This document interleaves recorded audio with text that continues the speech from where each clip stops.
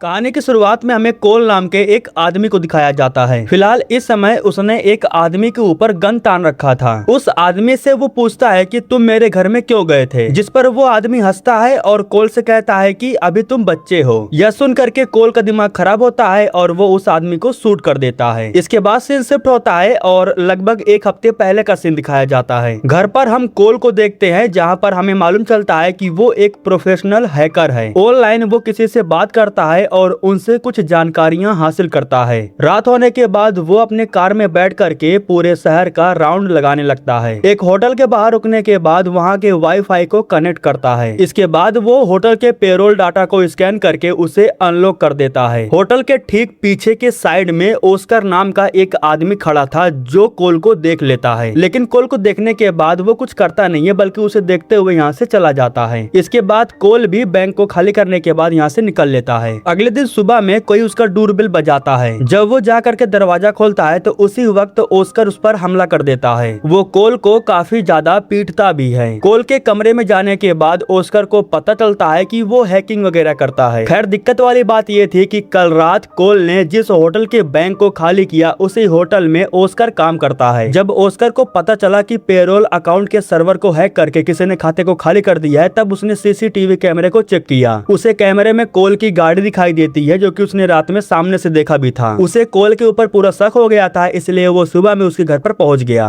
इसके बाद ओस्कर उससे पूछता भी है कि वो किस तरीके से काम करता है, जिसके बाद कोल बताता है कि वो रात के समय में होटल और रेस्टोरेंट के चक्कर लगाता है। पहले वो होटल के स्टाफ को लिंक भेजता है जिसमें वो आसानी से फंस जाते हैं और फिर पेरोल अकाउंट से सारे पैसों को अलग अलग जगहों पर ट्रांसफर मार देता है। इससे किसी को शक भी नहीं होता। इसके बाद ओस्कर उससे कहता है कि तुम्हें मेरे लिए एक काम करना होगा। उस काम को करने के बाद तुम अपने रास्ते और मैं अपने रास्ते हो जाऊंगा। होटल में एक लड़की अपने डैड के साथ में डिनर करने के लिए आती है। मैंने उसे कॉल पर बात करते हुए सुना है कि उसके खाते में 8 करोड़ रुपए हैं। तुम्हें बस उसका खाता खाली करना है। आज रात जब वो डिनर करने के लिए आएगी तब मैं तुम्हें इशारा कर दूंगा। कोल के पास और कोई ऑप्शन नहीं बचा हुआ था, उसे ये काम करना ही था। अगर वो ये काम नहीं करता तो ओस्कर के पास सबूत था, वो कोल को बहुत ही बुरी तरीके से फंसा देता, जिसकी वजह से कोल की सारी चोरी पकड़ी जा सकती है और वो जेल में भी जा सकता है। घर वापस जाने के बाद सबसे पहले वो ओस्कर के बारे में रिसर्च करता है। उसे ओस्कर का कुछ फेक अकाउंट मिलता है। हालांकि इन सब में ओस्कर की कुछ खास जानकारी नहीं थी। खैर आज रात वो लड़की फिर से अपने डैड के साथ में डिनर करने के लिए आती है। तब ओस्कर उस लड़की के बारे में कोल को बता देता है। कोल इस होटल के बाहर अपने कार में बैठा हुआ था और उस लड़की को डिनर करते हुए भी देख रहा था। डिनर कर लेने के बाद जब वो वापस घर आती है तब कोल अपनी कार से उसका पीछा करता है। इसके बाद जब कोल को मौका मिलता है तब वो घर के वाईफाई को कनेक्ट करने की कोशिश करता है, लेकिन वाईफाई का सिग्नल वीक होने की वजह से वो घर के काफी करीब जाता है। जैसे ही वाईफाई कनेक्ट होता है तो वो पता नहीं कैसे उस लड़की के बैंक खाते को एक्सेस कर लेता है, जिसमें लगभग 8 करोड़ रुपए पड़े हुए थे। उन सारे पैसे को वो अलग अलग शहरों के अलग अलग खातों में भेज देता है। ये चीज पता नहीं कैसे काम करता है, ये तो मुझे भी नहीं पता, लेकिन इसी चीज की वजह से कोल बचा हुआ है। खिड़की पर वो उस लड़की को देखता है। उसके खाते को खाली करने के बाद वो यहाँ से चला जाता है। वो सीधा जा करके ओस्कर से मिलता है। वो भी काफी खुश था क्योंकि उसके खाते में सारे पैसे ट्रांसफर हो चुके थे। कोल कहता है कि मेरा और तुम्हारा सब कुछ खत्म, अब मेरा पीछा मत करना, मुझे जाने दो। ओस्कर कहता है कि ठीक है, तुमने मेरा काम किया इसलिए अब मैं तुम्हें परेशान नहीं करूंगा, लेकिन तुमने मेरे लिए काम किया है इसलिए मैं तुम्हें छोटी सी पार्टी में इन्वाइट करना चाहता हूँ। कोल जाना तो नहीं चाहता था, लेकिन वो उसे जबरन लेकर के जाता है। क्लब में जाने के बाद वो वहाँ पर दबाकर पीता है, ढेर सारा स्मोक करता है। इतना नशे में हो जाता है कि उसे अपने सामने वही लड़की दिखाई देती है जिसके बैंक खाते को उसने खाली कर दिया है। अब पता नहीं ये हकीकत है या फिर इस चीज को वो इमेजिन कर रहा है नशे की हालत में। अगले दिन सुबह में जब वो सो करके उठता है तब वो इंटरनेट पर सारा के बारे में सर्च करने लगता है। सारा उसी लड़की का नाम है जिसके बैंक खाते को उसने खाली किया है, लेकिन सोशल मीडिया पर उसे कुछ खास नहीं मिलता। इसलिए वो अपने सर्वर पर जा करके अपने दोस्तों से सारा के बारे में जानकारी निकालने के लिए बोलता है। इस सर्वर पर मौजूद लोग थोड़ा पैसे तो लेते हैं लेकिन सटीक जानकारी देते हैं। सारा के लैपटॉप के जरिए इन्हें कुछ फोटो और वीडियो मिलता है और कुछ खास नहीं था। वैसे कोल को ये पता चल जाता है कि सारा डिनर करने के लिए कहाँ जाती है। अगले दिन कोल उसी रेस्टोरेंट में जाता है जहाँ पर सारा डिनर कर रही होती है। वो सारा के करीब जा करके उसके पास बैठ करके उससे बात करने की कोशिश करता है, लेकिन तभी सारा का डिनर रेडी हो जाता है तो इसीलिए वो अपना डिनर लेकर के यहाँ से निकल जाती है। वैसे कोल कोल को ये मालूम चल गया था कि सारा जिस आदमी के साथ डिनर करने के लिए जाती है वो उसका डैड नहीं है, उसका नाम मार्क है और उसी ने ही सारा को पैसे दिए थे।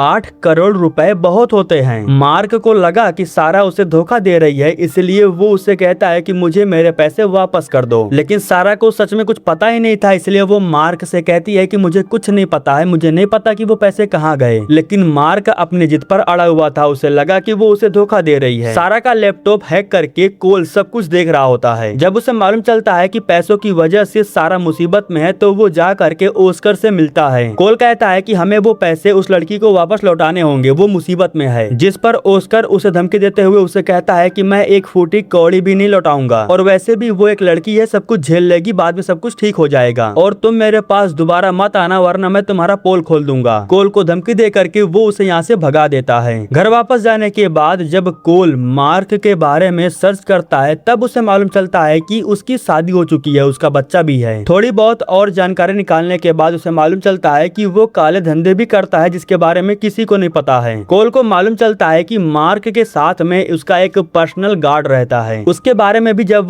कोल सर्च करता है तब उसे मालूम चलता है कि उसका नाम स्मिथ है और वो कई सालों से मार्क के साथ में काम कर रहा है। अगले दिन कोल वापस से उसी रेस्टोरेंट में जाता है जहाँ पर उसकी मुलाकात सारा से होती है। दोनों साथ में बैठ करके ड्रिंक करते हैं और काफी समय तक बातें करते हैं, लेकिन कोल अपने बारे में ज्यादा कुछ सारा को नहीं बताता। सारा को इतना तो एहसास हो गया था कि कोल उससे बात करना चाहता है, इसलिए तो वो बार बार आकर के उससे मिल रहा है। अपना ऑर्डर लेकर के जब कोल जाने लगता है तब सारा उससे उसका नंबर मांगती है। कोल को कोई दिक्कत नहीं था, वो उसे अपना नंबर दे देता है। लेकिन घर पर वापस जाने के बाद सारा की हेल्प करने के लिए वो प्लानिंग करने लगता है। ढेर सारे पैसों को इकट्ठा करने के लिए वो अलग अलग एटीएम मशीन में फेक डिवाइस लगा देता है। ये एक ऐसा डिवाइस था, अगर इससे कोई भी एटीएम को स्कैन करता है तो उसकी सारी जानकारी कोल के डाटाबेस में एंटर हो जाती है। इस तरीके से कोल उनके एटीएम से थोड़े बहुत और पैसे गायब कर देता था। लगातार ढेर सारे लोगों के बैंक से पैसे गायब हो रहे थे। ऐसा कोल ने कभी नहीं किया था, वो पहली बार कर रहा था। इस चीज की वजह से पकड़े जाने का चांस 99% था, लेकिन फिर भी वो रिस्क ले रहा था। 2 से 3 दिन में लगभग $5 लाख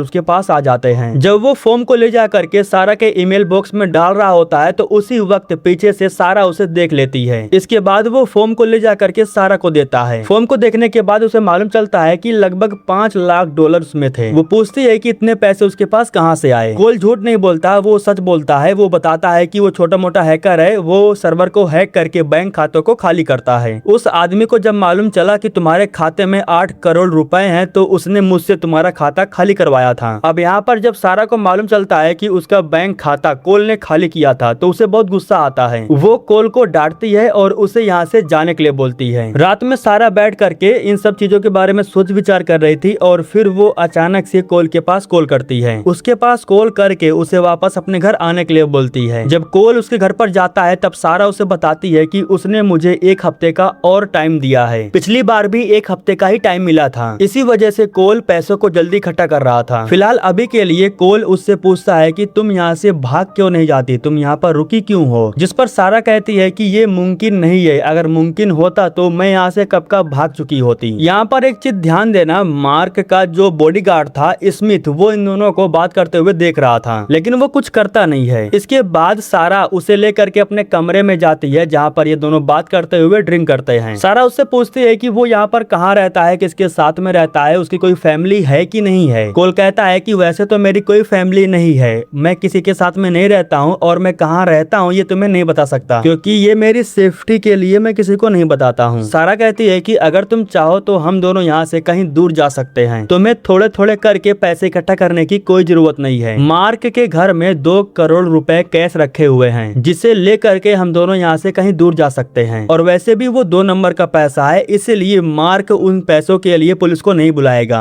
जिस पर कोल कहता है कि मैं चोरियां नहीं करता हूँ। खैर बातों ही बातों में दोनों एक दूसरे के करीब आकर के किसिंग वसिंग करने लगते हैं। इसके बाद रात के समय में कोल जैसे ही अपने घर के पास पहुँचता है तो उसी समय उसकी पड़ोसन उसके कार के सामने आ जाती है, जो कोल को बताती है कि उसके घर के अंदर कोई आदमी गया है और वो अभी तक बाहर नहीं आया है, वो अंदर ही है। कोल कहता है कि ठीक है, पुलिस को कॉल मत करना, मैं संभाल लूंगा। इसके बाद कोल हॉकी बैट लेकर के घर के अंदर जाता है। वो आदमी कोई और नहीं बल्कि स्मिथ था, जो दीवार के उस साइड खड़ा था। कोल को इस बारे में मालूम चल आता है और वो उस पर हमला कर देता है। दोनों के बीच में हाथापाई होता है और कोल उसे आसानी से जख्मी कर देता है। सर में लगने की वजह से स्मिथ जमीन पर गिर करके बेहोश हो जाता है। इसके बाद कोल जब अपने कंप्यूटर को चेक करता है तब उसे कुछ जानकारी मिलती है, लेकिन अभी के लिए ये जानकारी हमें नहीं दिखाया जाता। इस चीज के बारे में सिर्फ कोल को पता था। खैर, इसके बाद वो स्मिथ की बॉडी को ले जा करके कार के डिग्गी में रखता है और उसे यहाँ से दूर लेकर के जाता है। ये सीन वही था जो आपने मूवी के शुरुआत में देखा था। यहाँ कोल उससे पूछता है कि वो उसके घर में क्यों गया था, जिस पर स्मिथ कहता है कि तुम अभी बच्चे हो, तुम्हें इन सब के बारे में नहीं पता है। इसके बाद कोल उससे कहता भी है कि आखिर तुम्हारा बॉस मेरे बारे में क्या जानता है। स्मिथ कहता है कि अभी तक तो कुछ नहीं, इसलिए तुम्हारे पास मौका है, तुम यहाँ से निकल सकते हो। जिस पर कोल कहता है कि मैं उसे अकेला छोड़ करके नहीं जा सकता।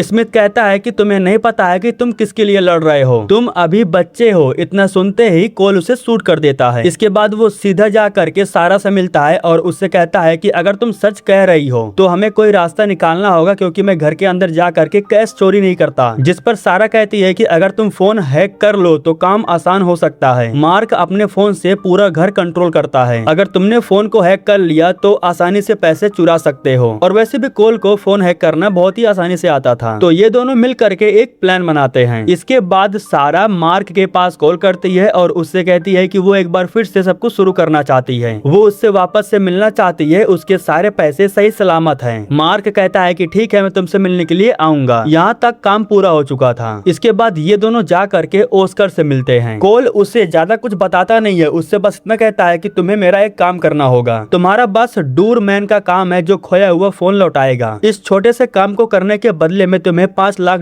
मिल जाएंगे। ये काफी ज्यादा रकम थी, इसलिए ऑस्कर काम करने के लिए तैयार हो जाता है। इसके बाद रात में जब सारा मार्क के साथ में डिनर करने के लिए जा रही होती है तब वो मार्क को उसके पैसे लौटाती है और इस दौरान वो उसके जेब से फोन को निकाल लेती है। इसके बाद वो उसका फोन ले जा करके ऑस्कर को दे देती है। दूसरी तरफ हम कोल को देखते हैं जो मार्क के घर के बाहर कार में बैठा हुआ था। ऑस्कर को जैसे ही फोन मिलता है तो वो उसे अपने लैपटॉप से कनेक्ट करता है। दूसरी तरफ कोल उसके फोन को आसानी से हैक कर लेता है। उसके लैपटॉप के अंदर उसके फोन की पूरी कॉपी बन जाती है। उसके फोन का इस्तेमाल करके वो आसानी से घर को खोल करके अंदर चला जाता है। स्मिथ ने जो जगह बताई थी, जब कोल उस जगह को ढूंढता है तो उस जगह पर उसे एक लॉकर दिखाई देता है। उस लॉकर का पासवर्ड काफी सिंपल था। अंदर जाने के बाद जब वो कबर्ड को खोलता है तब उसे वो 2 करोड़ रुपए मिलते हैं। इन सारे पैसों को वो जल्दी जल्दी से अपने बैग में भरने लगता है। दूसरी तरफ हमें सैरा को दिखाया जाता है जो मार्क का भरोसा जीतने की कोशिश कर रही थी, यहाँ तक कि वो उसके सामने रोने भी लगती है, जिससे वो पिघल जाता है। मार्क मान जाता है और वो सारा से कहता है कि दोबारा ऐसी गलती मत करना, मैं तुम पर बहुत भरोसा करता हूँ। इसके बाद जब वो अपना फोन देखता है तब उसे अपने जेब में उसका फोन नहीं मिलता। वो अपना फोन ढूंढने के लिए कार के पास जा रहा था, लेकिन तभी ऑस्कर उसका फोन लेकर के आ जाता है, जिससे मार्क को कोई शक नहीं होता। इसके बाद सारा उठ करके वॉशरूम में चली जाती है फ्रेश होने के लिए और इसी जगह पर हम ऑस्कर को देखते हैं जो कि सारा के पास आता है और फिर ये दोनों एक दूसरे को किस करते हैं, जिसका साफ मतलब यही था कि दोनों एक दूसरे से प्यार करते हैं। लेकिन इन्होंने अपने काम को अंजाम देने के लिए कोल को चूतिया बनाया है। ऑस्कर कहता है कि कोल के पास सारे पैसे हैं, मैं वो पैसे ले करके तुमसे आकर मिलूंगा और फिर हम यहाँ से निकल जाएंगे। जिस पर सारा कहती है कि उसे चोट मत पहुँचाना, उससे पैसे लेना और उसे जाने देना। इधर कोल जब बैग से भरे हुए पैसों को लेकर के कार के डिग्गी में रखने के लिए जा रहा था तो उसी वक्त यहाँ पर मार्क की बीवी आ जाती है, जिसके बाद कोल सामने के दरवाजे से नहीं निकलता है बल्कि वो पीछे के दरवाजे का इस्तेमाल करता है। लेकिन इस चीज के बारे में मार्क की बीवी को पता चल जाता है और वो सीधा मार्क के पास कॉल कर देती है। जब उसे मालूम चलता है कि उसके घर का पीछे का दरवाजा खुला हुआ था तब उसे शक होता है।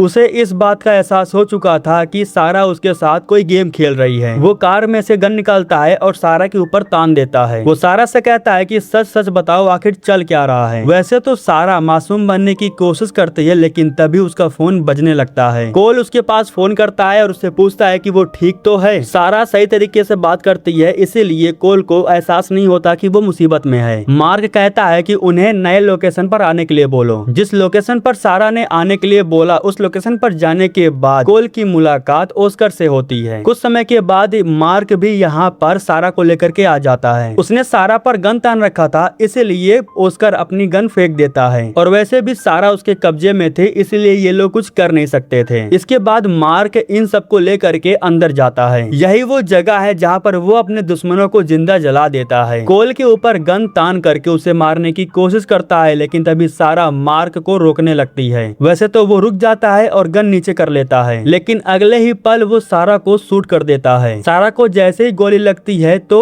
कोल दौड़ करके उसे पकड़ लेता है। इसके बाद ऑस्कर को जैसे ही मौका मिलता है तो वो मार्क पर हमला कर देता है। वो उसके गले को दबा करके उसे जान से मारने लगता है, लेकिन तभी मार्क के हाथ एक सरिया लग जाता है, जिससे वो ऑस्कर पर हमला कर देता है। इससे ऑस्कर को काफी दर्द तो होता है, लेकिन वो मार्क को छोड़ता नहीं है, उसे जान से मार देता है और दर्द की वजह से ऑस्कर बेहोश हो जाता है। गोली लगने की वजह से सारा की भी हालत खराब हो जाती है। उसके पास ज्यादा समय नहीं बचा हुआ था, लेकिन हाँ, मरने से पहले वो कोल से कहती है कि पैसे मेरे भाई को दे देना। उस दिन जब स्मिथ कोल के घर में घुस आया था, तब सारा के बारे में कोल को कुछ बात पता चली थी। उसे मालूम चला था कि सारा का असली नाम रेखा है और वो एक कॉन आर्टिस्ट है। मतलब कि क्लब के अंदर जो इनकी मुलाकात हुई थी वो कोई इत्तेफाक नहीं था। सारा जानबूझ करके सच में आकर के कोल से मिली थी। यहाँ कोल को यह भी मालूम चलता है कि एक 12 साल का सारा का भाई है और इस वक्त सारा उसी भाई को पैसे देने की बात कर रही होती है। आखिरी बार सारा उससे माफी मांगती है और फिर उसकी मौत हो जाती है। उसी वक्त ऑस्कर गन लेकर के यहाँ पर आ जाता है। दरअसल वो कोल से सारे पैसे लेना चाहता था। वो कोल को कार के पास लेकर के जाता है और उससे सारे पैसे बाहर निकालने के लिए बोलता है, लेकिन तभी कोल उससे कहता है कि मुझे माफ कर देना।